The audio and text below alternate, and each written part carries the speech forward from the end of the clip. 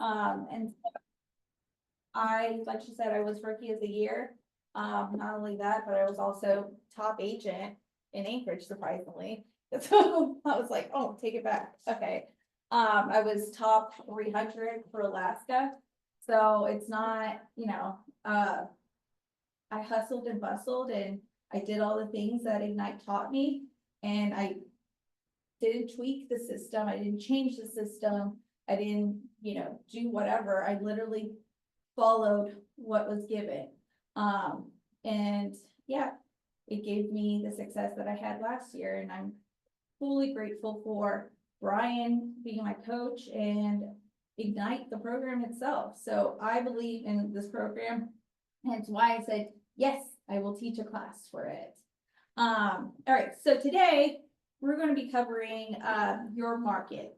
So knowing your numbers, knowing where the market stands, we're going to be talking about how to balance like your niche and your market and how you communicate the two together so it makes sense and it builds your business up. So when we are talking about the market and the numbers and knowing the market, think about your niche. Who are you marketing to and how these numbers affect that market?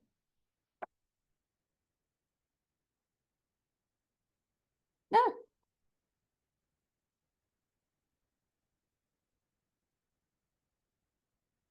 All right, so I'm gonna go skip. Okay, so today's agenda is know your market.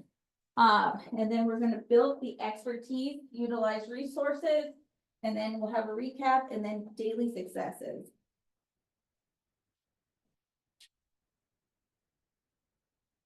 You want to use this? You can use this. Okay, we'll get closer then. No, and you can take it to you, I don't want.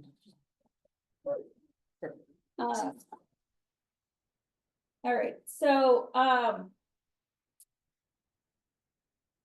start thinking about what you guys want to learn today. What are like some questions that you guys have? I'm not going to break you guys into groups and like, whatever, but write down 1 or 2 questions. I'm going to let you take a moment, write down 2 questions that you have in mind about the market, or how to use the market for marketing or whatever. Just 2 questions that you've been thinking about, that's going to further help your business.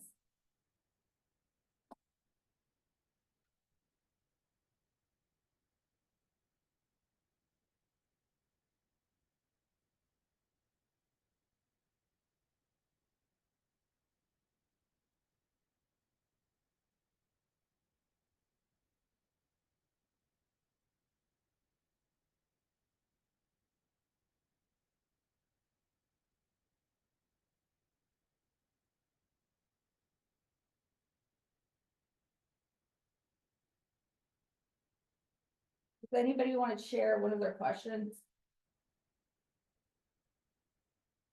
Yeah. How do you build, well, I guess it's a question. How do you build confidence in cautious buyers in a constantly changing market? Good question. A lot of them are nervous right now. Yes, they are. They definitely are. Any other questions? And I'm not answering those now because I'm sure like we'll get to it. And if we don't, we'll revisit everything. Any questions? Come on, guys. I'm fine. So you mean questions just in general, like anything? Just, yeah, questions in general, like about market, like, I mean, I know you've probably done this before, but, just like anything relating to the market and questions that you have. Okay, so speaking of the market, because I haven't really been paying attention to it like I used to, obviously. What is happening right now? Meaning, I mean, are we like low inventory? Are we like, what is going on? Okay, so we'll get to that question. Okay. Okay, all right, so moving on. So here's the truth. If it has been done in another market, it can be done in your market. Once it has been done, no matter where, it's just a matter of finding out how that can be possible in your world. So the quote helps us understand that applying the right systems and models in your market can help you achieve success of those that have come before you. like I said, like even with Ignite, it's written down. We've tested it, it works, just do it. Same exact thing. So with your market, there's a system, just do it. You can tweak it, but don't change it. So.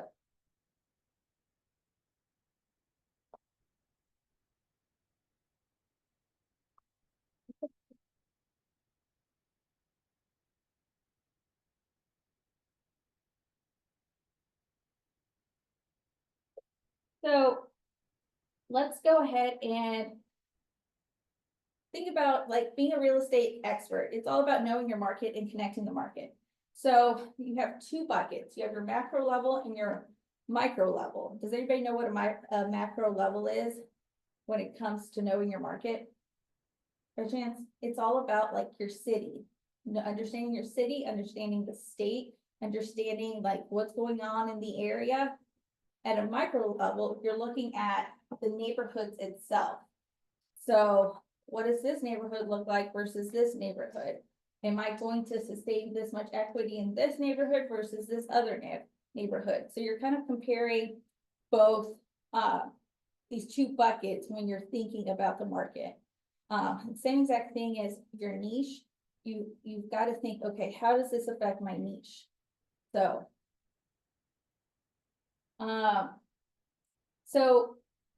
what kinds of markets do you know all about already? Like, what are the different numbers about the market that you know? Does anybody know anything about the market currently? Like what? Like inventory wise? Super low. Like rather Super low. low. Yes, I yes, don't the know. market is super low right now. Do we know, you guys know the appreciation, the average appreciation rate in homes right now? Yeah, depending on the area. So, your percentage in Anchorage is going to be way different than your percentage in the Valley. The Valley has way more inventory compared to Anchorage. So your appreciation rate in Anchorage is going to be higher because of the demand versus out in the Valley, you have a little bit more inventory. So appreciation rate's not going to be at the same. Market average, 3 to 4%. I have a question. How close are the appraisals, the last, tax, compared to actual market? The tax assessment versus the market? Remember when They're they used not- to be way off? They're not anymore. Oh, no, they are. It's They still- They're are. still way off. Yeah, Okay. they're They still, are trying harder, but they're still, yeah, they're still way off. they have been going over recently, both Mhm. the Muni and in the Valley. I've had a few clients reach out. I had one client that had a $350,000-ish condo, and the Muni was trying to assess them like over half. Mhm. So we've had a few of those where they're just like, Yeah. are you guys on drugs kind of thing? But Yeah. Okay, so to be a real estate expert, you must understand your market of the moment. You can see the market change constantly and sometimes rapidly, and it requires you to pay attention, read the signs, and truly understand the market.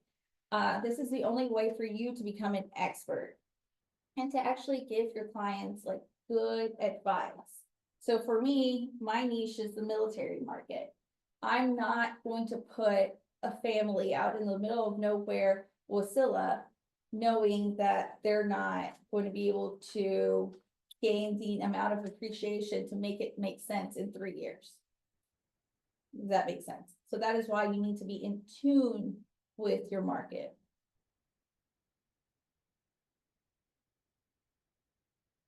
Okay. So there are 3 types of real estate markets. So you have your buyer's market, your balanced market, and your seller's market. So each one, it really depends on how many months of inventory. So does anybody know what market we're in right now? Yep, it's a seller's market. So in a seller's market, basically the inventory is low, but you have buyers. And so the power is mostly in the seller's hand, meaning that negotiation is not as heavy in the buyer side, but more of on the seller side. You're gonna run into a lot of multi-offers. A lot of, inventory stays maybe less than 30 days on the market. So that's what a seller's market looks like. In a balanced market, you have a healthy share of buyers and sellers and a good amount of inventory. A balanced market is generally represented as having 6 months of inventory available. It means there's plenty of both houses and buyers at the same time. And in a buyer's market, homes aren't selling as quickly and buyers have more options. So meaning they can also negotiate a little bit more in a buyer's market, asking for seller's concessions, repairs, all those things. I'm not saying that's not the case right now. You can still negotiate per se, but there are certain homes like in Eagle River that you're just gonna have to pay concessions. I mean, closing costs, you know what I mean? So, I had a quick question. yes, ma'am. Are you finding too, like, because it is more of a seller's market and with the changes with the, commissions and that, are you finding like sellers that say, I'm not, I mean, like, I know that was like everyone's fear, but really even your for sale by owners are willing to pay commissions. Like, it depends. I mean, here's my take. When you go into a listing appointment, bring the buyer's agreement with you so that they can see what's written in that. Because let me tell you, once they see, hey, like they have the option of either seeing all properties that the seller is paying the commission, no properties, or give and take negotiating wise, then it opens up their eyes to, oh, okay, well, maybe I should consider it. Because I might be out of the pool of buyers coming to take a look at my house, and I can't market to the big pool. So I haven't had any pushback per se. And then if you let sellers know that you can negotiate commissions, it makes them feel a little bit more at ease. Because if you have somebody coming in here saying, I want everything repaired, I want a new roof, I want this and this, okay, well, let's talk about everything else. So. What do you think causes a shift in the market? What, like, life, world changes, nations changes, whatever, like when we had COVID, what else? Drop in interest rates. Because because of- inflation, what else? political, like getting a new presidency and things like that have Mhm. affected. And like even a shift in the market could be When, something big being built. When BP switched to Hillcourt, we saw a huge rotation of those employees, people buying and selling. Yeah.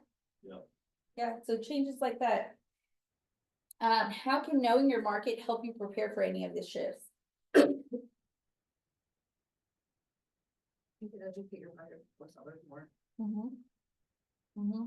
Yeah, you can prep them up. You know, who to contact. I've got a few potential listings from NOAA employees that no longer want to work for the federal government. There you go. Is the shift in the market something you can control? No, it happens. Can you prepare for it? Yeah, absolutely.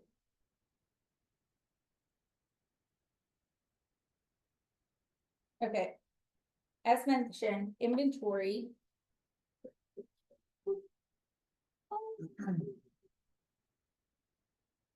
There we go. Okay. So. As mentioned, inventory is the primary factor in determining what kinds of markets you're in. Inventory can help indicate the health and robustness of the market. So I recommend every single morning when you guys you take your first sip of coffee, I pull up, the MLS and I see what's on the market immediately. And then I see what goes back on the market and the price change. And I take a look at all these buckets, because I wanna know, like, for my client, A, what's available, but B, like, what's going on? So, for example, I have a listing out in, Wasilla, which I always call the middle of nowhere Wasilla, which is past Three Bears off KGB. But I know that I'm gonna have to have a conversation with my sellers about a price drop. And I know the price drop is probably gonna be around $5,000, just because everybody else has had the same exact price drop. So, and I also know it's gonna take more than 30 days to sell that house. And I've prepped my seller up for that. And I've also prepped them up for potential price drop. And so how do you think that seller's gonna feel when I bring the information to them? Probably fine. They're gonna be fine, because I already prepped them up. They know what's coming.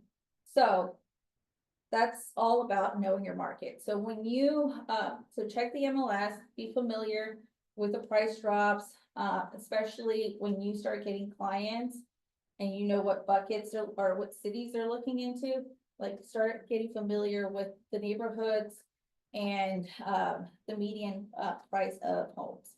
So, what is the inventory in our market right now?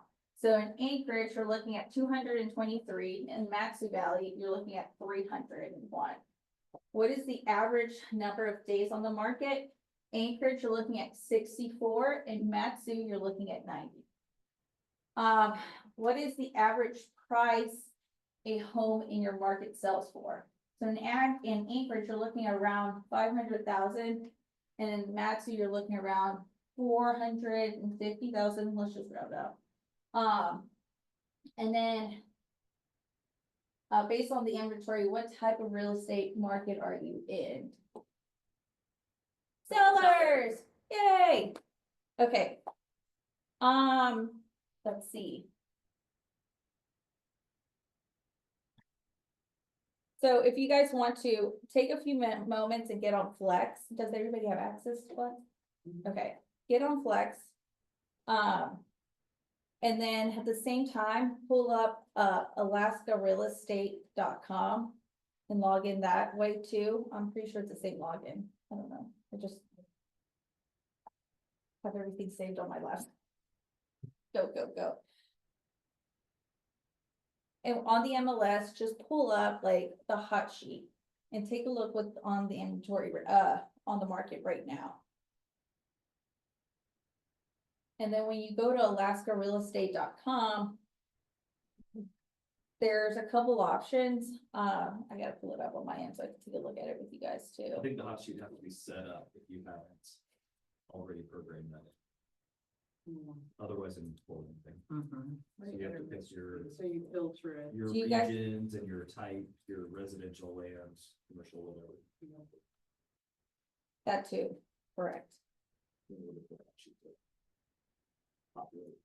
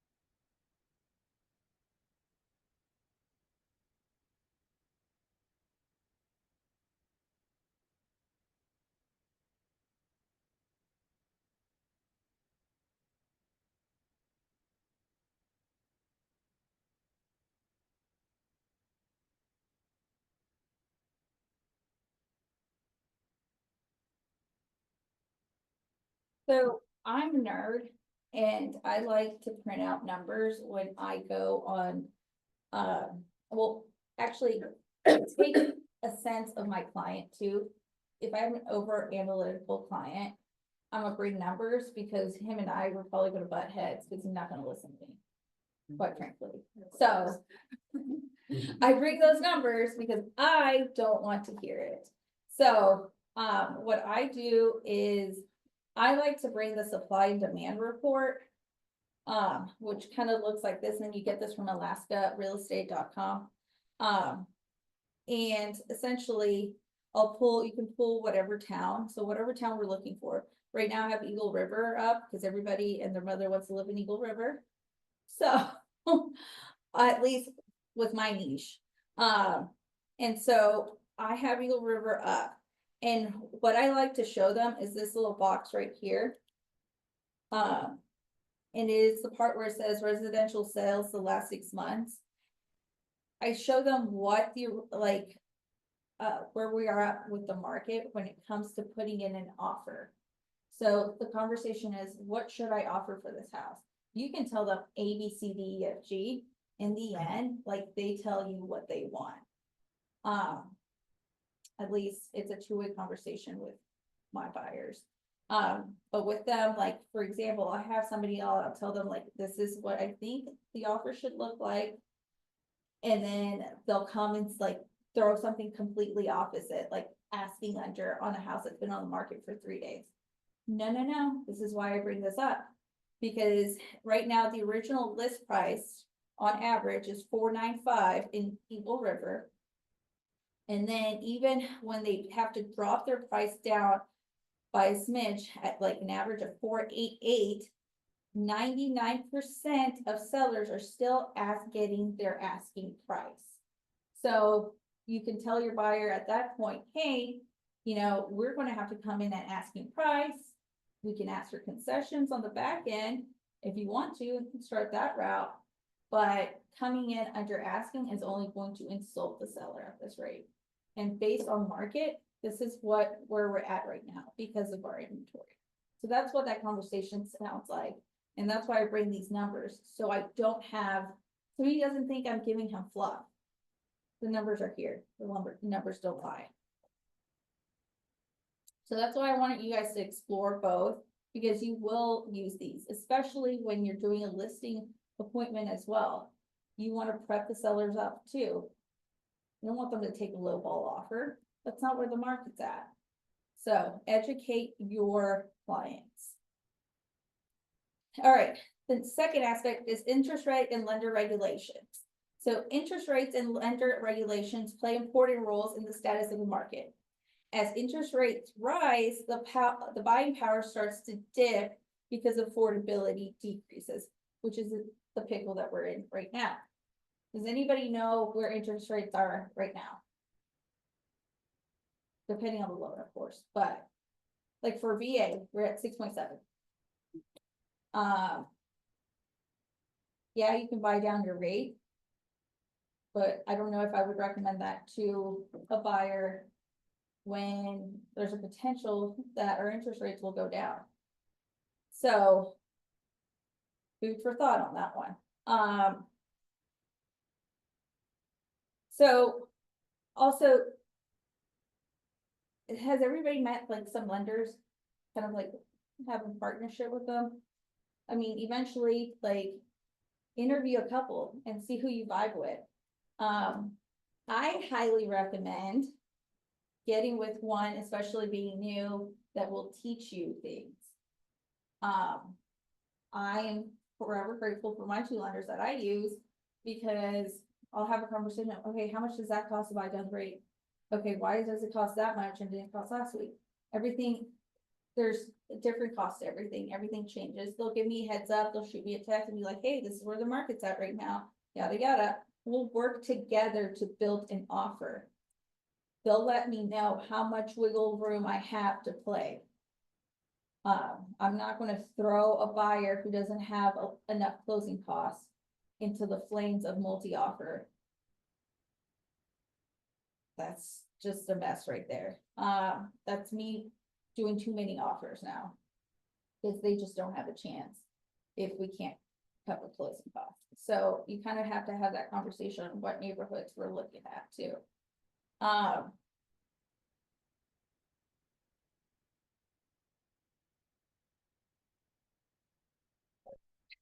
I did, like, I talk and I'm like covering half of the stuff already. Um.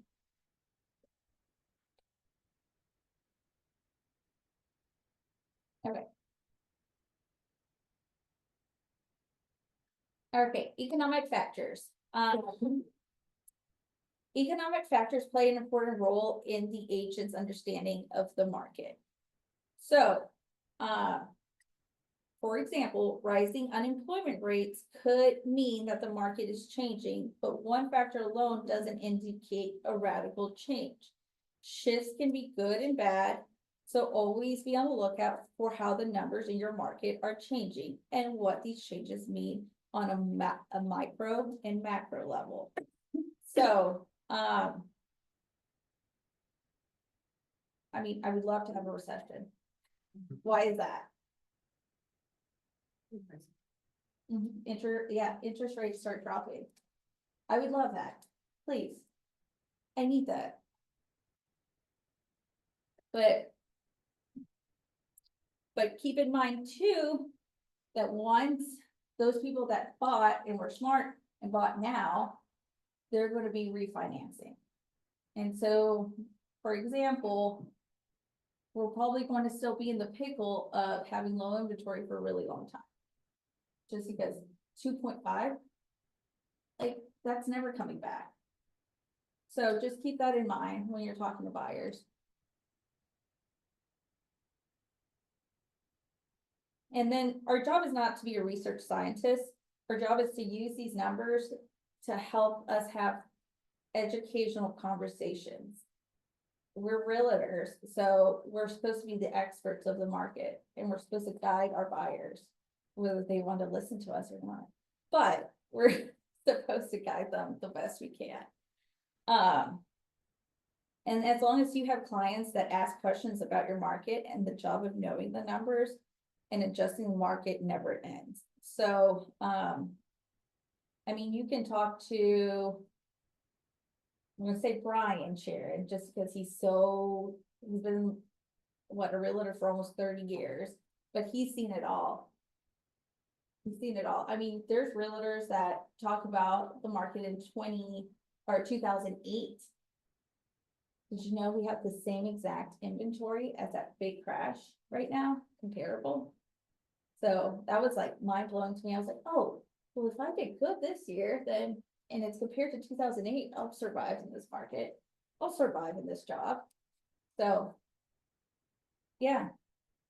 And I'll tell you something, doing your 10-10-10s and doing your calls and stuff and staying on top of it will keep your head from the underwater in this market. Do the things. Okay. Oh, okay. So unemployment rate is 3.8%. What's a healthy unemployment rate? 4 to 6% is that number. How many workers are entering or exiting the workforce in your market? About 2. And then the growth rate of your community is at 0.3%. I'm constantly educating people as they're moving up here, military wise, because they don't know what's up here. They don't know what the slope is. I didn't know what the slope was when I moved up here. I was like, what's the slope? So I had to explain that to them. The oil industry, a lot of people don't know that's a thing up here for some reason. So, tourism, what, Alaska tourists? Yeah. And then you kind of explain to them like the locations, like Palmer is growing. Palmer is your go-to area for tourism. You want to invest over there. Okay.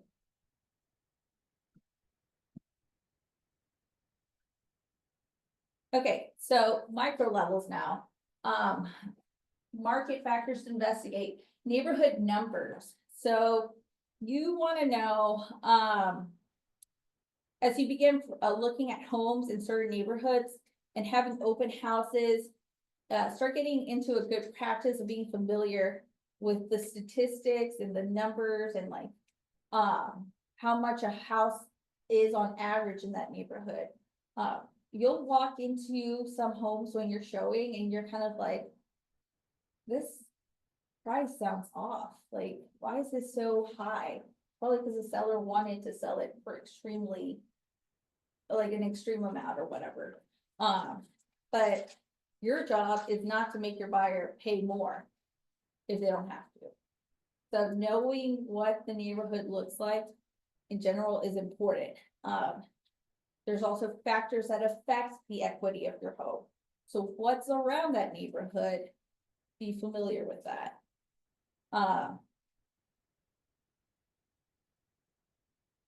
What are other market factors that you can think of that might be good to investigate?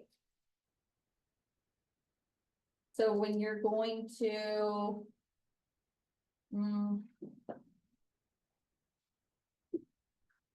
Somebody throw out their niche. Like, what's your niche? Me, Yeah, you. I typically do, trail and mountain related products, Okay. which is very, And who are your clients? Are they just like slow people or? so I'm pending on a buyer right now, that's a Denali guide. Let's see, I'm working with some folks that are very familiar with Knowles. With who? With Knowles, the National Outdoor Leadership School. I've got some Knowles guides. I work with mountain rescue folks. We've got some state trooper clients. So when you're looking at properties with them, like what are the things that are important? Like what do they need around them? So typically, one of the biggest selling points for the properties that I sell is trail access. So like in Anchorage, a big trail system is kind of near Elmore and Abbott. There's a big trailhead there, so I sell a few houses up there. Up in Bear Valley, there's a bunch of trail access, so I sell properties there. I do Birdwood properties, related to that kind of stuff. I've got a listing coming up near Government Peak Recreation Area, big trail system there. And I also do a ton of stuff on the right side of Palmer Fishhook and the left side of Soapstone Buffalo Pine. So See, his niche is completely different from mine. So he's gonna be looking at trail systems versus for me, I have a lot of family. So school systems are important. So we have to take a look at neighborhoods and what they're zoned in and if that's good enough for my client, et cetera, et cetera. So those are market factors that you want to be familiar with. I get asked all the time, is this a good school? We'll have to take a look at it together. Here's the website.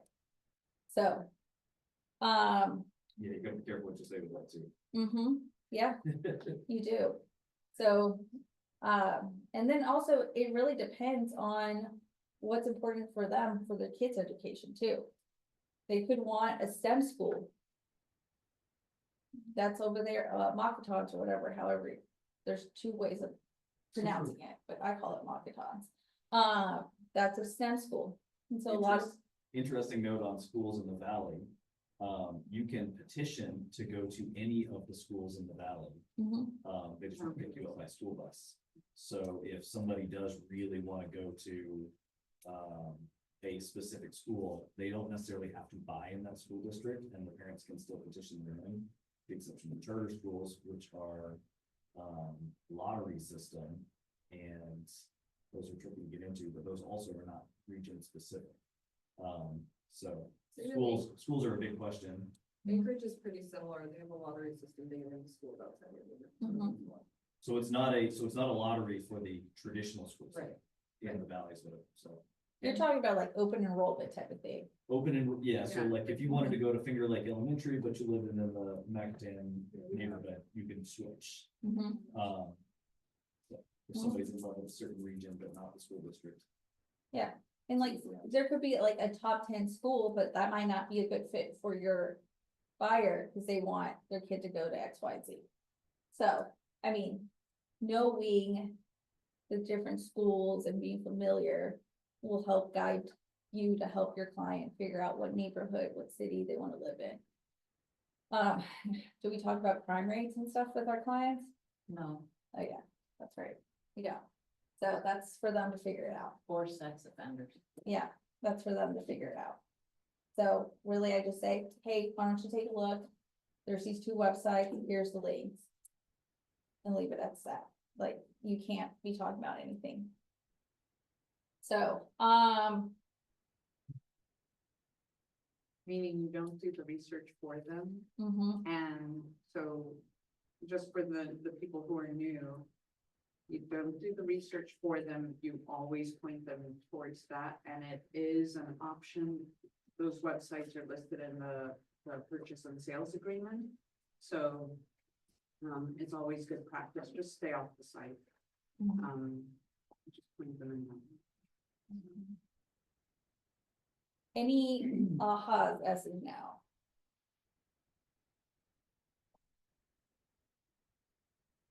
Zoom, are you guys awake?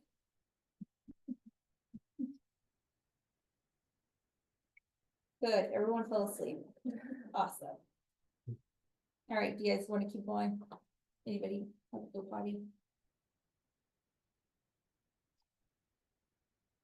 Okay. So next thing is build your expertise. So you now know that to connect with your market, you must know and keep up with the market. Yet you may be thinking, how do I learn about the market? There's so much to know, of course. So who can remember one of the 6 personal perspectives that relates to this?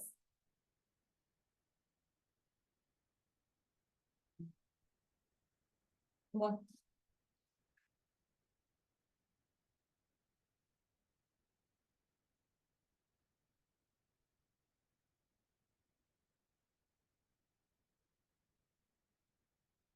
You guys can reference back into, what we did in session 1, we went over the 6 personal perspectives.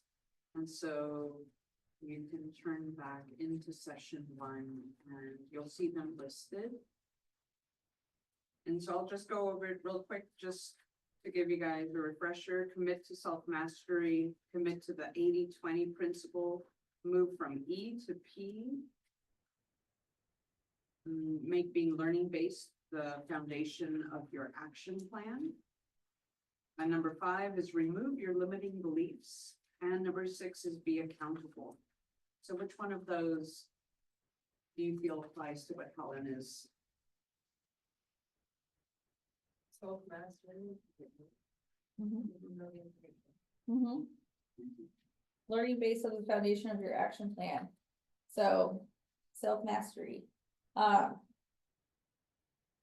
So let's explore how we can build that on that. So become the real estate expert of choice. So once you know your market and are familiar with the important numbers, it is time to begin your expertise. Part of educating your buyers and sellers is becoming the local expert.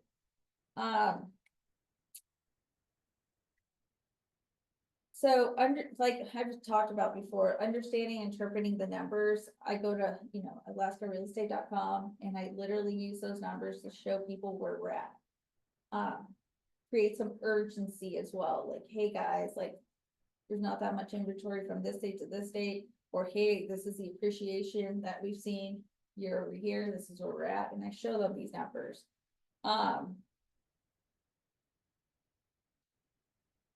So what are some things that you're already building your expertise on a market level? So what are you guys doing to learn about the market right now?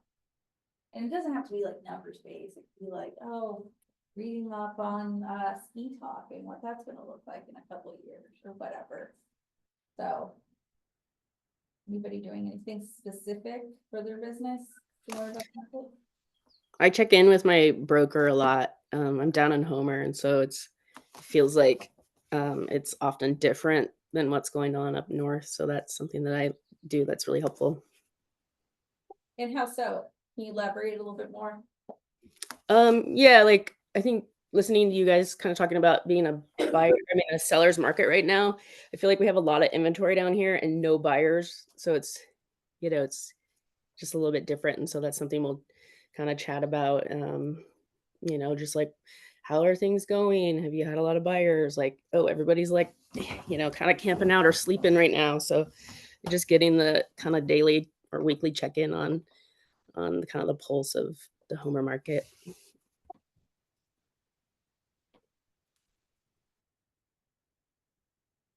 Okay. So 4 steps to building expertise. Learn the market, learn your clientele, listen to individuals, and keep the headlines in context. So,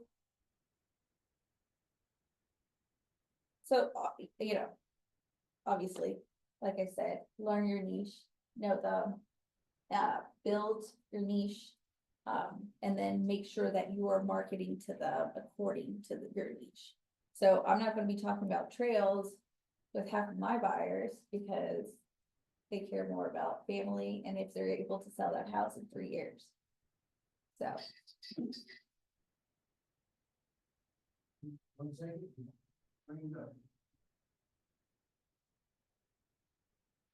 Okay, so it all starts with the language of real estate known as LORE, LORE. Know your market is moving and how to communicate this to buyers and sellers. Ask yourself if there are signs of market picking up or slowing down. It's important to track the numbers and report from your market center. So with Keller Williams, you'll get an email, it's called TMOs, and it's a little bit much for me, but there's a lot of numbers, and a lot of things going on, but it's taking what Alaska Real Estate has and just like putting it all on one sheet for you. But yeah, so you get that every week, every other week? Yeah, something like that. So, I don't know, it just pops up and I click on it and I read it and then I move on. So. And it's helpful to know how to explain that, and I'm just gonna chime in here real quick, helpful to explain it. I always bring a copy when I go to a listing appointment or when I meet with clients to be able to look at, what the market is doing. And it just gives a bigger, remember when Helen mentioned macro versus micro, it gives us kind of a bigger picture of the area and specifically the Mat-Su Valley. And I'm just explaining this, Helen, for those who maybe aren't familiar with what a TMO is. So it's a total market overview, and it'll talk about, give it specific regions, and I'll just use Anchorage as an example, or all of the Mat-Su Valley. And if we use all of the Mat-Su Valley, this is including like Sutton, Chickaloon, Talkeetna, Wasilla, Palmer. I don't So, think it actually is supposed to include those zip codes. well, I'll double check. Let me double check with Brian, but even so, even if it just included Wasilla and Palmer, Palmer's market is completely different than Wasilla. So I use it as the macro, and then we'll go micro, and I'll do very specific to neighborhoods potentially. But we'll talk about that later. I just wanted to kind of talk about, that's a tool also that we can use during your listings. And we can give you some training one-on-one on that later on. Okay. It's also really good for buyers. Yes, I use it for buyers. Because when you're having a conversation and somebody wants to lowball, you can pull that out and say, nothing is selling below asking price. Mhm. We're not playing that game. Mhm. Yeah, and you'll do that a lot, more than you think. Because some buyers are still stuck in like 2019. So, They are. and I'll make a cheeky joke to them and be like, "What do you think you're shopping in 2019?" Alrighty, so the next thing is, okay, does anybody know like the market fluctuations during the year and what that looks like? So are we super busy in January? Not really. So, and then are we super busy? When are we the busiest? Let me ask that. Summertime. Summertime. There's a lot of movement during summer. The kids are out of school. People are looking. It's easier to move during the summertime. So what I see is, why is that important? It's prepping up, your buyers, just know what to expect. So some people will, for example, in my niche, my buyers, I have two kinds of buyers. I have the ones that plan 6 months ahead for their big move. And I have buyers who wait the week of. So the ones that plan 6 months ahead, they know what's coming.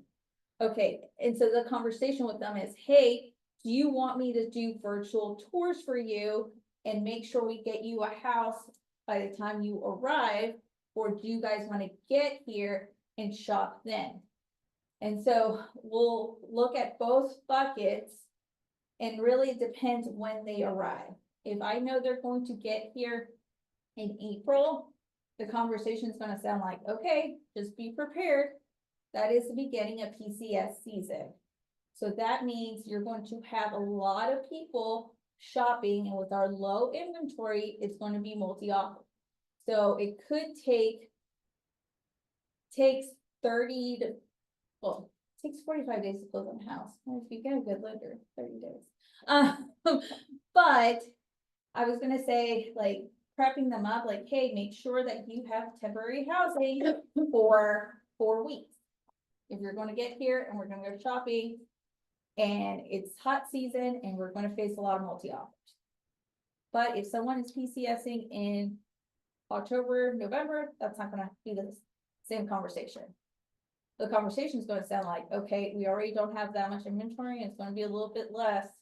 FYI, you're not gonna have that many options, but the good thing is we'll be able to negotiate a little bit better. See how that, like, the importance of knowing what month and all that. So yeah, and then the waves of your niche too, like knowing when they start looking and buying and stuff. So when does your niche start buying? I sell. The winter definitely slows down, but it doesn't fully drop off. I actually would say Thanksgiving Day, everything turns off. The day after New Year's, everything starts turning back on. And then as soon as kids get out of school, it's full blast until the kids go back to school, and then just slowly trickles down back again until Thanksgiving, where it just turns off. And the phone will quit ringing all of December. Then on the day after New Year's, your folks start flowing. Yeah. And also, what should you be doing during off season? October, November, December. Legion like no other. You think 10 a day is hard? No, you're gonna be doing like 50 a day because you want to prep up for the next year. So that's what I did. I went ham during off season, and I've already hit my goal from last year. Cause I just went, gotta get it done. So, and then also, once your leads start falling apart before your eyes, it doesn't hurt as much, I'll tell you that. I had 5 leads that were gonna buy this summer, and all of them have decided to live on base. Last year, I would have been in the corner crying. This year, I'm like, okay, fine, have fun with that. So, the power of lead gen a lot, especially during off season, really like double the numbers during that time. Because the following year, it will pay off. Okay. Okay, learn your clientele. As you're monitoring the numbers in the market, ask yourself who might benefit from your current and future trends and who might be at risk. So, lead generation approaches, will cover the next, what? I don't know. Anyways. So let me ask I've already know what his niche is. What's your niche? I wouldn't say I just came up to this market here, so I don't really haven't refined my niche yet. Okay, think about it. Because literally, like, while you're sitting in this class, I want you to think about who am I going to market to? Who am I going to attract? Really, that's the question. So who are you going to attract? Who can you relate to? And then now everything, you'll be able to relate everything back to that. So,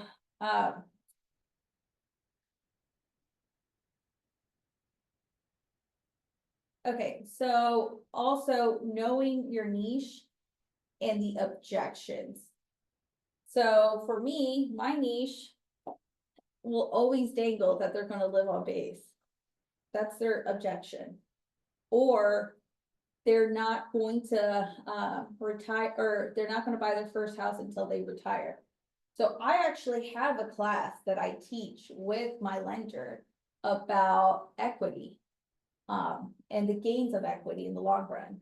So it's not about buying the home right now. It's about buying a home to build up for the big retirement home. And that's how I market to my niche. Does that make sense? So we talk about like trends, numbers, how to get there. We'll talk about multifamilies, units where you can live on one side, just like you do on base, and then rent out the other side, and now you start seeing cash flow. And so a lot of my clients will be like, oh, that's cool. I didn't know about that life. And then you market how they can keep that money, put it aside, and then use that for their down payment on the next house. Because VA doesn't have to be 0 down. You can cut your VA funding fee in half by putting, what is it, 10% down? So knowing little tricks like that.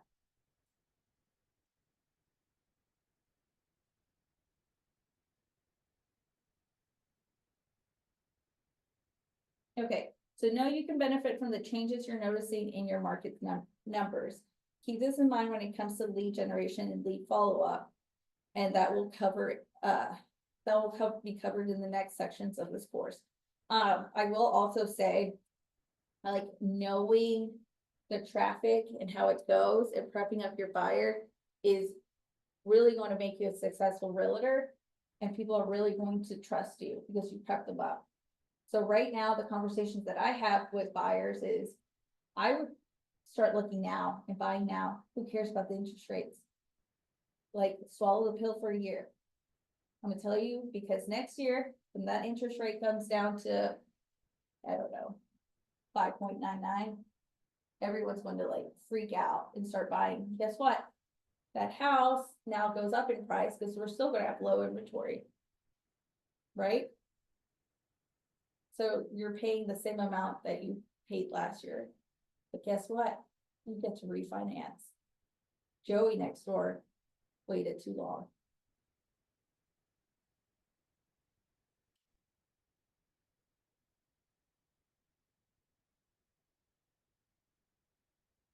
Okay. So listen to individuals. Go to where your people are. Talk with the people who are learning about the market, your clients and your potential clients, and chat with them. And more importantly, listen to them. The knowledge they provide could be very helpful to you to make sense of the market. As you make sense of the market, it's important that you listen and understand what your client thinks of the market. So for example, you'll hear interest rates keep going up, like, I'm sure you're not as busy. I am, because people still want to invest. Do I have a lot of sellers? No. Do I have a lot of buyers? Yes. So, and that kind of matches the market. And then you'll have people who say, well, actually, may I turn that on you guys?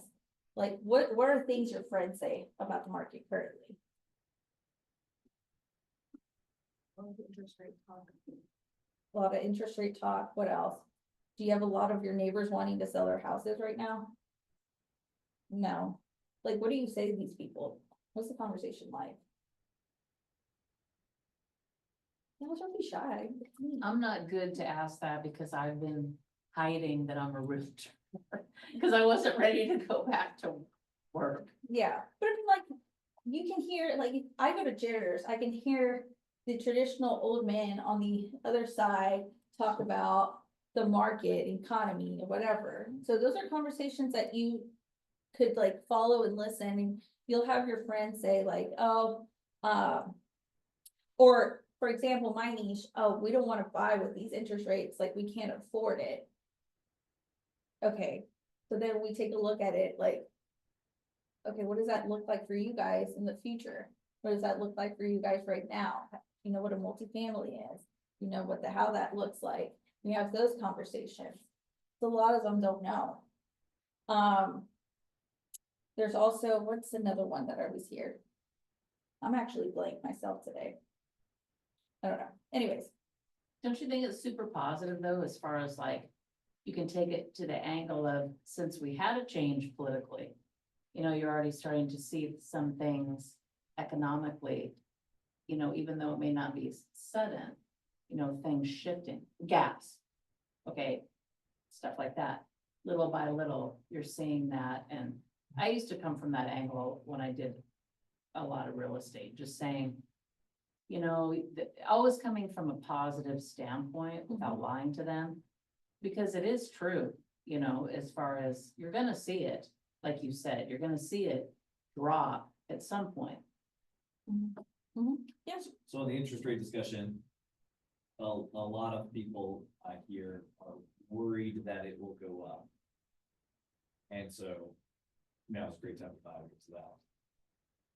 The people that are worried that they might buy at a high interest rate and it goes down, you can kind of explain that that was what drove the COVID crazy demand, and that if they purchase now, they can always come refinance. So interest rates like are kind of barely a conversation.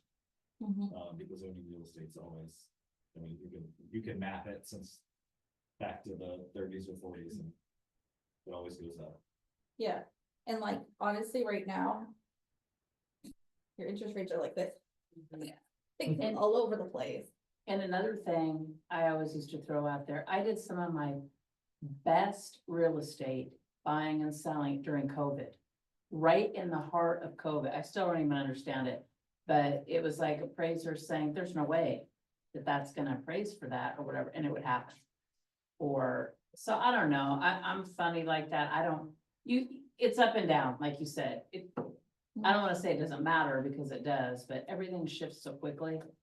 Just like when you mentioned that 2-point, you know, back in that was like an instantaneous, you know, here we were going along, and then I remember, cause I was a realtor then, and it just dropped for like, what, a week or so? It wasn't very long.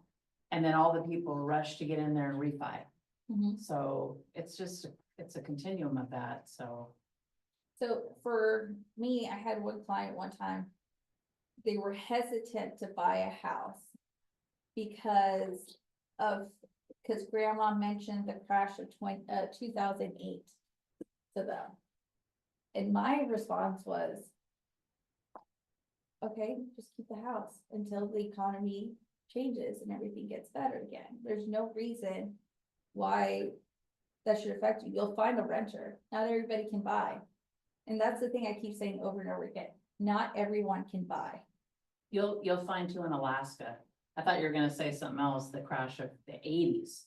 Because people that have been here like all their lives, they'll say, I remember it because I'm from here, but anyway, people will bring that up, older people, and be like, oh man, you gotta look out because that 80s crash. It's not even the same thing. You're talking apples and oranges. We don't even have the same dynamic, like the pipeline and all those kinds of things. It's not even the same thing. Yeah, so I mean. Real estate is a great way of making money, but people have to realize that there's so many factors that affect real estate. And so just because one year it was a bad year, just because COVID happened, doesn't mean it closes the door on it. Just keep the property, rent it out. Rent it out. If that's how you're gonna save yourself. I wouldn't sell it, rent it out. So, and I mean, like knowing, yeah, anyways. But those are things that will come up. And like, that's why it's important to like listen to your clients, because like, for example, my niche, their conversation is, Well, that doesn't make sense to me because I gotta sell it in 3 years. Do you really have to sell it? Can't you just rent it out? Or if you do sell it, here's the appreciation rate. This is the potential of how much money you could make. Oh, well, what if like the market crashes? Then you keep it. So those, I mean, making sure you listen to your clients and listen to what they're talking about. And then educating yourself with the market helps have those conversations. Okay. And then also another thing too, I used to have a sticker that says, used to say like, I sell real estate or something like that. I never got anything, but you know what I've noticed really does get like market conversations is if you wear like your logo on your shirt. Or like a sticker that says KW or a hat or whatever, those really have conversations. Like I have a shirt that my lender gave me that says realtor. And on the back says, I'm your home girl. But like, I was like, oh, you know, this is cute, I'll wear it. And I literally got a lead out of that. You're a realtor? I didn't know you were a realtor. I was like, yeah, hi. But yeah, so then we had conversation about the market and stuff. So always be on top of the market. Especially if that's how you're gonna market yourself.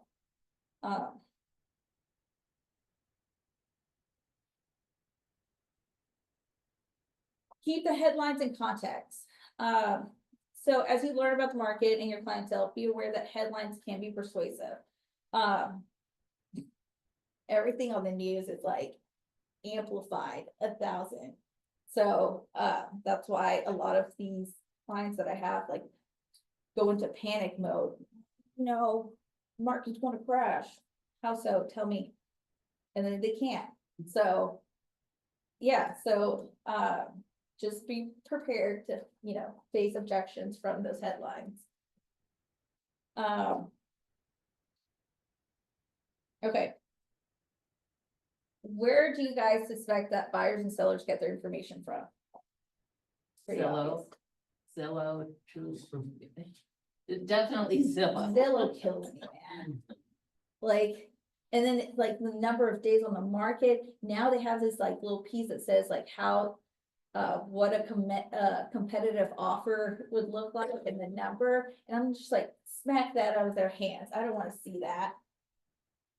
It's like, it's insane how it's gotten, but I mean, as like, so then I put myself in my buyer's shoe and I'm like, oh, okay, well, I would take this seriously. So, yeah, and then they also get their information from, social media, like TikTok, my God. I love TikTok, I do, that's how I like keep up with everything. I have ADHD, no, I don't, but I probably do. But that's how I like, you know, and go, that's my personality, I'm high energy, I gotta go. And it gives me everything, it filters everything, so it preps me up. So figure out where your clients get their information from. And then that's gonna help you have those conversations as well. Okay. And always pay attention to your local MLS. Because what happens in the lower 48 is not the same that happens in Alaska.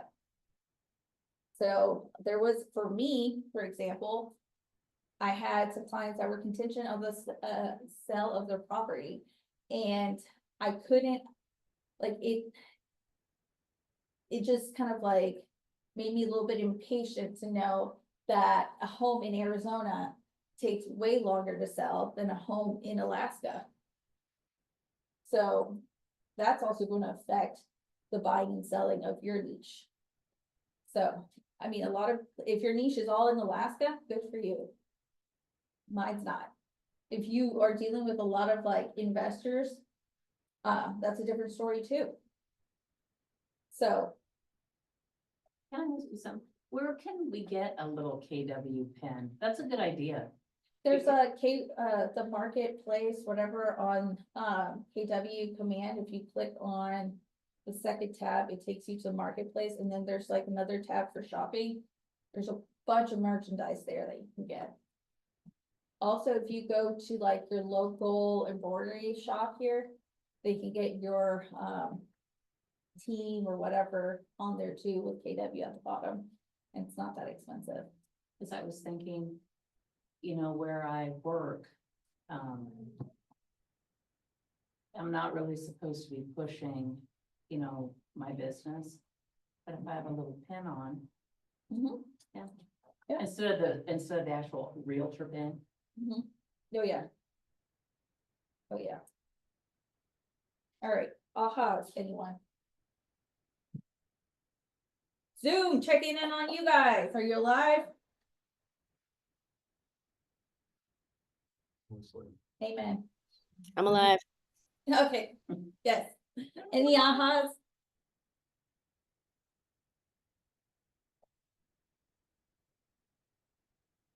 All right, good. I'm glad you guys are learning.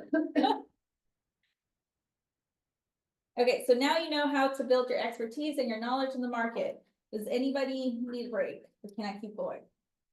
I just about got coffee. Times two. Yes.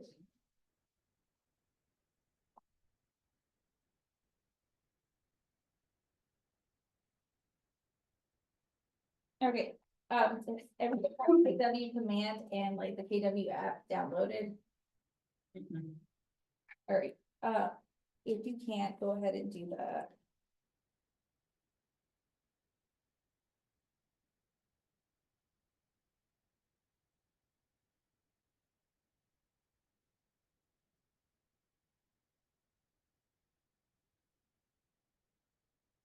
I have a, 2-bed, 2-bath with a 1-bed, 1-bath. Attached but separated building coming up off of Lamau in the next 3 weeks. Okay, For 600, for how much? for 600. Okay, What is the difference between this KW real estate? It looks like I already had that downloaded, and the command. I don't know. I I've gotta got take a two look at it. different White and red things here. squares. Yeah. So see. your white square is gonna be your consumer on. So this is for end users, but you should log into that too, and this is for you. Oh, thank you. So you want both of those, so you're gonna wanna log into this, and you're gonna go in there and. Right, I know, they move. Uh, I had to Like lock an the island. brake. You're gonna log into that, and then you're gonna select yourself as the realtor, and so you can then share this app to other people, and it already comes pre-programmed as you selected. So when they pop it up and log into it, it'll say, you're the realtor, and then that information, if they sign in, it will then be harvested into your command. Oh, cool. And you can see like I have one client that has looked at the exact same house every single day for the last 2 weeks. I'm like, I think they're interested. They're probably writing it off. So yeah, you can kind of Okay, thank you. check out all the cool stuff.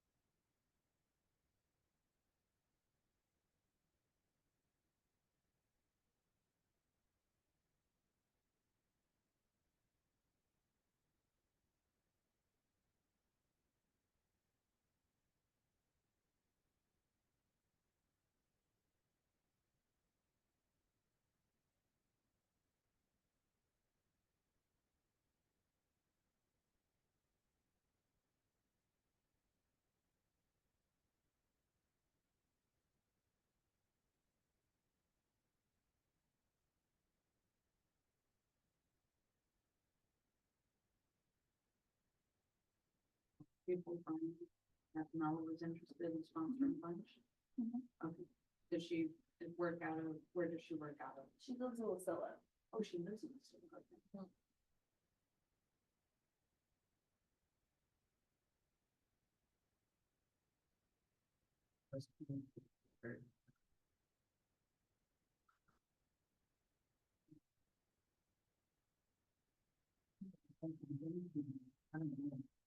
That was part of my problem when I first signed up. You know, I've been here like maybe a year now almost.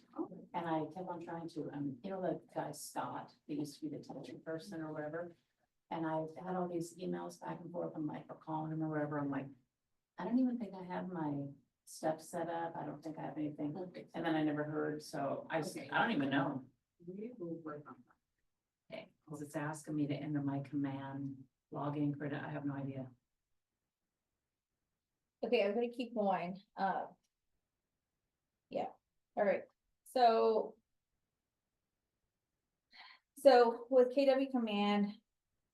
It's always nice to have it in your pocket. I use Command as.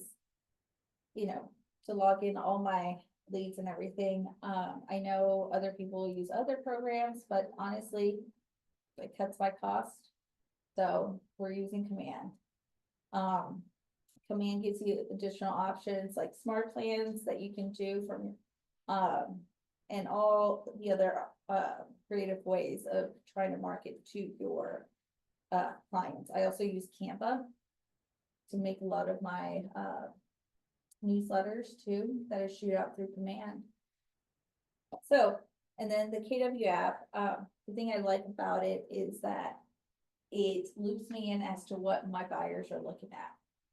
So, my buyer could say, oh, my budget is 475, that's my price point, I don't want anything else, I know I'm pre-approved for 550, but I don't wanna do it, I wanna stay at 475.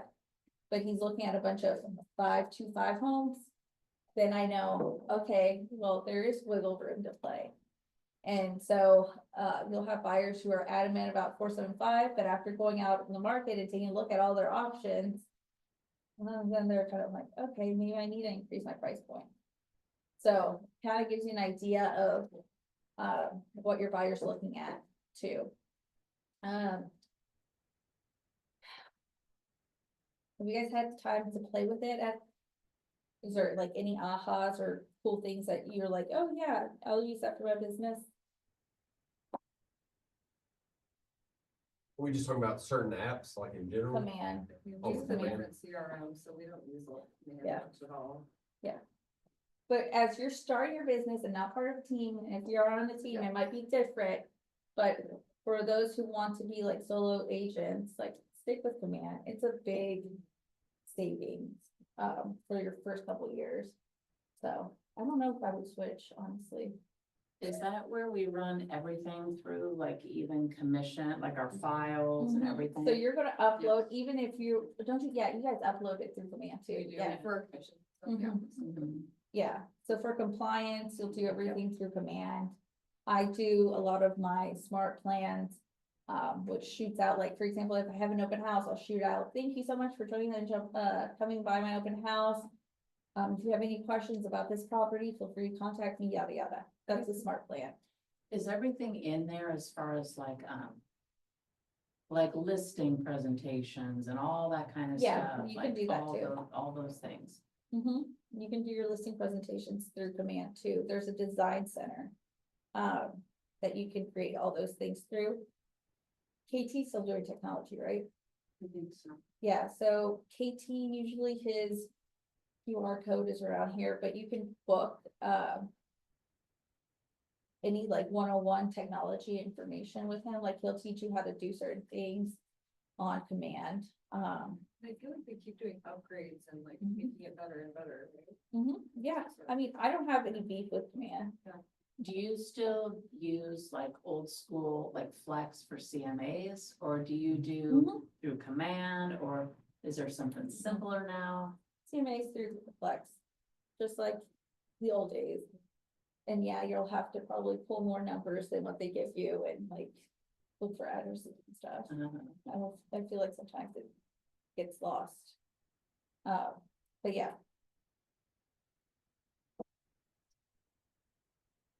Okay. And also just like, and like I keep saying over and over again, like this is, for you guys that are starting your business, probably the best thing is to stick with Command. until you grow. And by growth, I mean, once you start doing, and this is just me throwing a number out there, but I think it would make sense, once you're at 30 to 50 homes a year, to start being like, okay, I can, if I want to do an extra something on the side that's not command, go for it, but I highly recommend using command. I'm probably never gonna change. I'll just stick with command because it's one of the costs that I just don't find important to switch over. So when you won Rookie of the Year, how many houses did you sell that year? I did 8.4 in volume, and I sold 17 homes last year. Pretty good. Considering the market that we were in. Yeah, that's great. Brand You new. know? That's really good Yeah, considering the market that we were in, for your first year. yeah. And I've already hit with pendings and closings, my 17 this year, Nice. because I went ham during off season. All right, let's go. Okay, so I'm. So is ham slang for something? I'm so it's like, I'm like, man, like, give me the bologna sandwich or something. That must be like a military, like a. It's No, I've always said ham, I don't know. It's means Yeah. hard as a, Oh, okay, thank you. and, yeah. That's what it means. I've always used it. That's all. I figured, I could figure it out, but I'm just. That's so funny, I like always just say it, I don't know. That's what it means, now you know. Now you know. Okay. So, all right, A KW app is the last piece of the Keller Williams technology ecosystem. It is the consumer facing counterpart that connects the consumer to the agent. For the consumer, your KW app is a unique experience because they can personalize their app through collections, safe searches, saving homes, hiding homes, etc.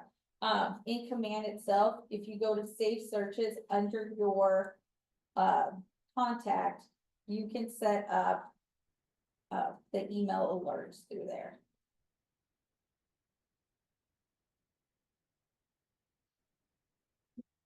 Okay. So establish your business on social media. I am huge on social media. I've gotten leads from social media. I post every single day something. And if I miss a day or two, I feel off. And it will be anything from, well, I have a business and I have a personal one. I know some people just have a personal one, and honestly, that's probably an awesome way to go. I just like to separate both. And share from my business onto my personal. But, yeah, so like 10 posts a day, write 5 comments, and then send 1 direct message a day. Does anybody understand why on that? Yeah, you need to show up in their algorithm. Yep. Yeah, so once you start, so for example, I'm creepy, I'm just gonna share it because it works. But my whole business is built on Facebook. So it will start from, I'll start messaging my future leads. And then they start having conversation with me. Then I'll add them as a friend. And then I start liking their post. Because eventually I know my post will show up to them. I don't go on there, I don't message them and say, hi, I'm a realtor. I just say, hello, my name's Helen, welcome to Alaska, yada, yada. That's my conversation.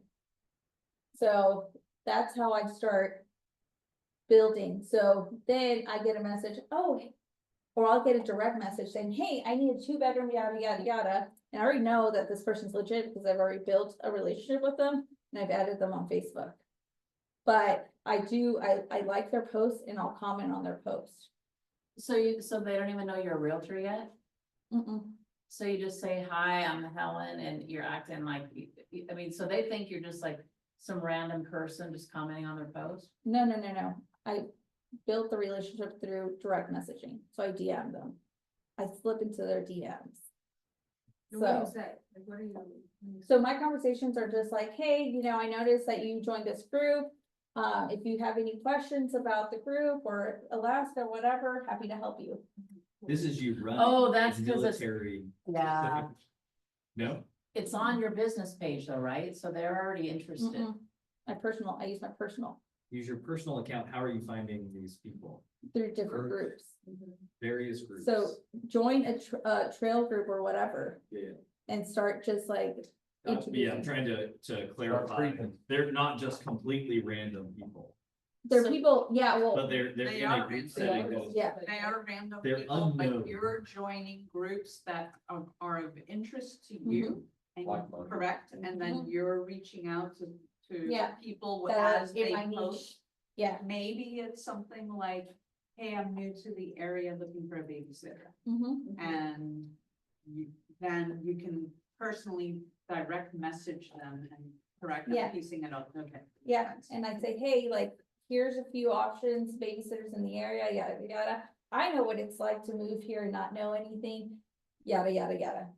And then that's how the conversation starts. But I have been told by different people that target social media stuff not to use a business account. They say use your personal account Mhm. because people work with realtors based on relationship.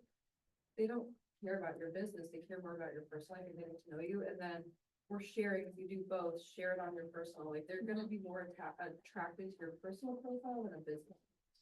Okay, so for example, I'm a homeschool mom too. Okay, so I go in there and I just find different homeschool groups. And then I ask to join them. Mhm. Then I comment on them, right? Like, here, something's going on, whatever, and I just comment. No, I message them first.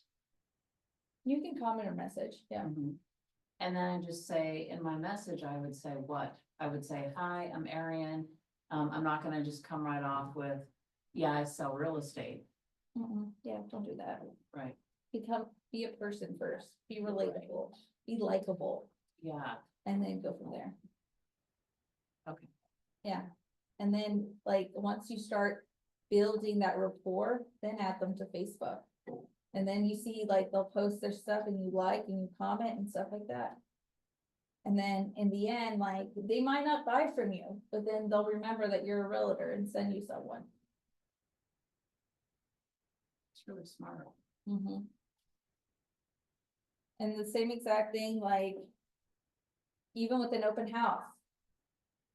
You just follow up and you just like, you need to give them something of value to them in that moment. So they could be looking for, what did I do one time? It was a local, Hispanic grocery store. Okay, here's a few options. You would think they would Google half this stuff. No, they don't. No, people go to Facebook to ask. the Yeah, easiest they questions. ask those questions. I'm like, Wild. you could have gotten Google, but anyways, and then I'll be like, oh, well, my favorite one is this one, here's why.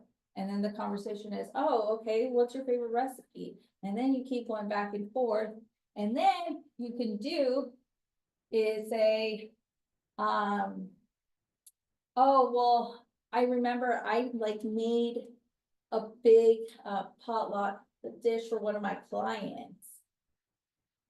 That's it. And they loved it because they just bought their new home. That's it. You can decipher what I am. And play the like, what's that game? Make them guess. Yeah. Yeah, Questions. what am I? So, and then they'll be like, oh, are you a realtor? And then you say, yeah, I'm a realtor. And then like some people get spooked by it. And they just ghost you, and then that's on them. But then some of them will come back to you because then they realize that they're on the wait list on base for 30, 60 days and now they need you. So there's that.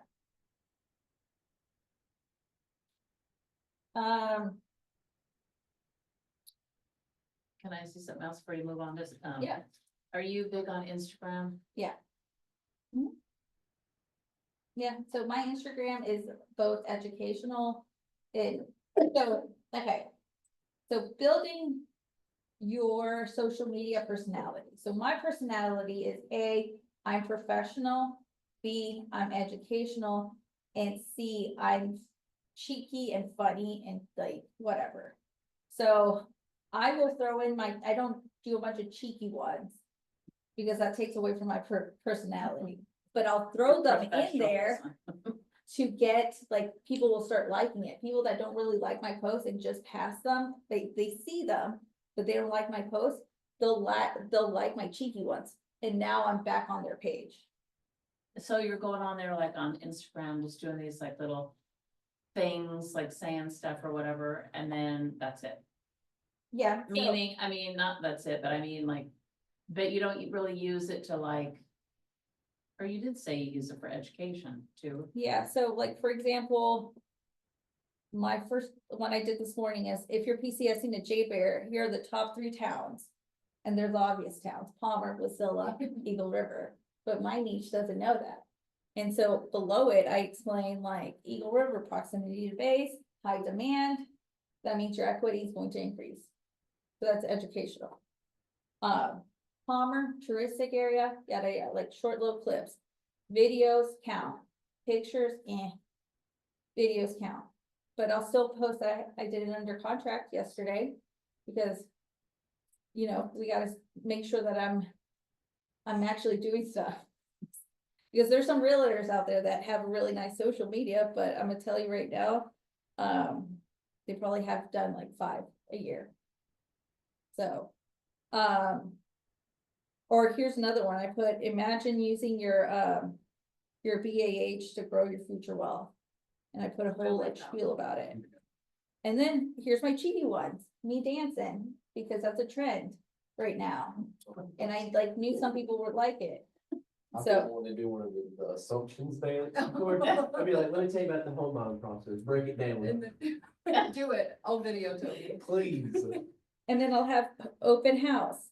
But this is like strictly my business page. My personal page is about my kids and us hiking and doing the family things. And then I'll share what's on my business page on my personal page, because I want people to remember I'm a realtor. But I also want them to know that I'm a human. So, What's your, what is your, I wanted to look at your Instagram. What is all your information to find it? well, my last name is hard to spell, but it is Bridier, BRIDIER _ AK Realty. And like, and then I have like one that says, they say Alaska is beautiful. And then I have like videos of Alaska. And they sure are right. You know what I mean? So it's like, okay. So different things to bring traffic into your social media. And then you wanna like stay on top of it. Not everyone's gonna use social media for the business, but I do recommend getting your name out there. I knew somebody who used social media to get listings. She would contact those for sale by owner posts on Marketplace. Mhm. That's how she got her business. She got a $1 million deal from that. Jeez. He was also the biggest Pinot Maria. Okay. Let's see.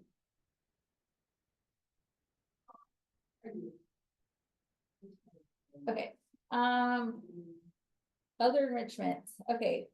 Portion of your daily success system is all about knowing the numbers and gaining a strong foundation of knowledge of real estate.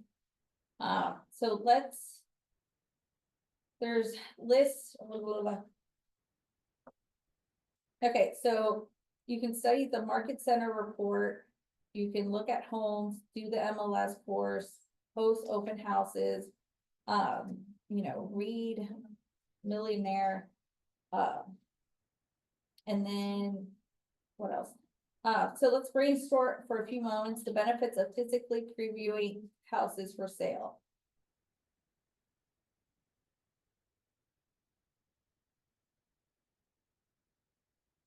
Okay, so let's fast forward to. What?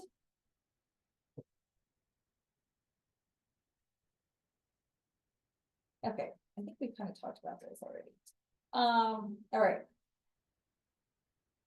So based on what we talked about today, break out into groups and talk about like what you're going to do to help your niche. Talk about what your niche is and then talk about how you're going to, all these things that you learned today, how you're gonna implement them for your business.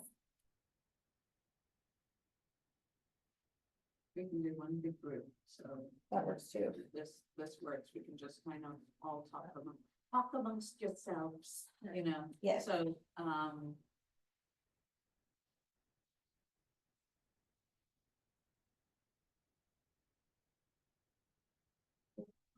guys, I mean, I guess what I want to do, since just because I have military background, I think I can have that personable reaction with them and be able to, understand and just have that relatability and relocation as well. I think that's probably the best way that I'll go about it. Mhm. Mhm. Like for me, I'm working with another realtor to launch a YouTube channel together. And it's basically all about J-Bear. And I partnered up with him specifically because he's an airman. And so he is going to be relatable to the males, mostly males, and the active duty portion of people who are moving to J-Bear. So now there's credibility there. And then I am going to come in as the military spouse, having that credibility of family oriented things. And we're not just going to talk about like houses and stuff. It'll be more like, it'll be fun things. Like we'll do a portion on Eagle River, portion on Palmer, what that looks like. When we do drone footage. So they get an idea of the area, because most of the time we're walking blind, not even knowing anything. I had no idea what Alaska looked like back in 2017, when I got on a plane. And came up here, and I came in at like midnight. I had no idea what I was walking into. I chose not to. So, and then the next day I was like, oh, wow, it's nice. So, yeah. Yeah, so a lot of us, we have no idea where we're going next and what that looks like. Another thing is, yeah, so just becoming relatable through social media, I think helps a lot. Also education wise, like we're definitely going to be talking about market numbers. And how to structure an offer. What's going to win the seller? Those are conversations that you might want to post about, talk about, send newsletters about. How to take care of your house. That's a good like newsletter. Spring cleaning. That helps your future sellers be like, oh, well, that was nice. Just sent me a checklist. What else? Do you Oh. sorry. Go ahead. Do you do your newsletter just like social media wise, or do you mail it like? No, I send it through command. Through all the emails I have in there. And I mean, some people click it, some people don't, you know, it's not no. So I have various outlets of getting leads. So I have newsletters, I have postcards that I send to specific neighborhoods. I have 2 neighborhoods that are far. And I used to do postcards like every other month or something like that. Now I'm doing them every single month. Where do you get the, Ignite RE. I mean, you don't buy your mailing list, do you? No, if you go to, I think you need to have, I'll give you the information. Tammy with First American Title, she gives you access to Ignite RE. and we'll have a class on this, on May 30th during our roundtable discussion in Wasilla. Okay, And Tammy actually will be teaching On the farm? that class on farming, so highly recommend that you guys attend either via Zoom or in person. We'll have a gathering here in, I don't know if Brian will be here in person for Anchorage, but it will be in person in Wasilla, so I highly recommend coming in person if you can. We'll have, First American Title come teach, and we'll have a potluck. We actually have them sponsoring lunch, and some of us in the office are bringing finger foods, so it'll be nice. Every Friday will also be enrichment. We have a roundtable discussion. This month is our listing series. So this Friday, we'll be talking about canceled and expireds. And then, just so you guys know, we're probably wrapping up a little early, but this is great. Pick Helen's brain and on how she built her business. Helen, we're actually skipping these last few slides. We're okay. Okay, so am I we're- done? You are, you can be. No, I no, just- I'm here, but I would like But that. I just wanted to put in a plug and just let you guys know that, this is a great opportunity. If you have questions, pick Helen's brain. She has built her business in an amazing, amount of time.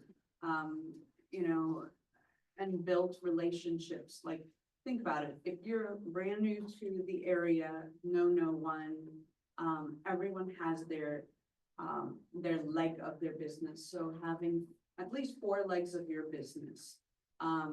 When I first moved here with the military back in 2005, you know, I was a homeschool mom. Then I went basically from we were in North Pole, Eielson Air Force Base, and then we moved to Wasilla, knew no one in 2013. Built my business on open houses every weekend. Also became Rookie of the Year because I followed the system. I took Ignite. Helen went her own path. We've been, you know, then it wasn't really social. There wasn't Facebook. No, but the way you did open houses, I always think about, by the way. So she would make it like a block party. She Yeah. would go invite the neighbors and get to know the neighbors. Cause they wanna see it anyway. Well, they wanna choose their neighbors too. Yeah. Yeah. But then there's ways to build that relationship. So yesterday we talked about, what's your superpower? What are you good at? Some people are very introverted and, well, who's your circle? How do you talk to people? Are you more information based? And then provide that. Mia was like, oh, they're not gonna like me. And I'm like, okay, put on teacher mode. Think about, I love to guide people. So that's my superpower, guiding people, right? So be that, just when you come off with confidence and you're meeting new people, think about what your superpower is. Helen tapped into it and ran with it. So I'm just gonna say that, just again, what's your superpower? Lean into it and do that. But I want to get back on task. So I also just want to make sure to state this. We have stakeholder meeting in the other conference room at 11:30. So we'll attend that. We'll break from here and then we'll meet back here at noon and continue the next session. Okay, lunch will be provided. It's gonna be Moose's Tooth. It'll be here like by 12:10, so we can eat and continue our practice. And then that's it. So right now we have what's our time? We're at 11:18. This is really an open forum, even for you guys on Zoom. Good morning. This is a great opportunity to ask questions. Anything that you want to know, take advantage of asking Helen because she is a rock star. She is basically our poster child for Ignite. I was the poster child for Ignite in 2013. It can be done 2014. It can be done if you follow everything. So anyway, I'm gonna stop talking so you guys can ask questions. Okay, really quick question, what you said about the class, if we can't go to something, is that recorded? If you can't even attend the Zoom? Yep. Is every single thing recorded where you can pull it back? Yes, this is being recorded. In the past, we have not recorded, but we are because we understand that people often have difficult schedules or maybe are working 9 to 5 jobs in addition to real estate. So these sessions will be recorded and we'll make them available. I mean, like the Friday thing you mentioned. Oh, the Friday, it is, yes. Yes. We recorded the last one. With that too. And weekday, we go from 9